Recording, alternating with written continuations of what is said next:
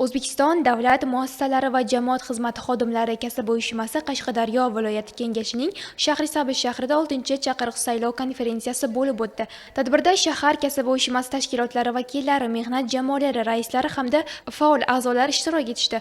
Konferensiya davomida tashkilotning hisobot davridagi faoliyati sarhisob qilinib, mehnatkashlar manfaatlarini himoya qilish, ijtimoiy sheriklikni kengaytirish, xodimlar uchun munosib mehnat va dam olish sharoitlarini yaratish borasida amalga oshirilgan ishlar tahlil etildi. Konferensiyada ovoz berish yo'li bilan kasb uyushmasining yangi raisi saylandi. Kasaba uyushma tashkilotlari o'zlarining ishlarini davlatimiz va hukumatimizning qarorlari asosida, O'zbekiston Respublikasi qonunlari asosida tashkil etadi va mehnatkashlarning har tomonlama himoyasini tashkil etadi.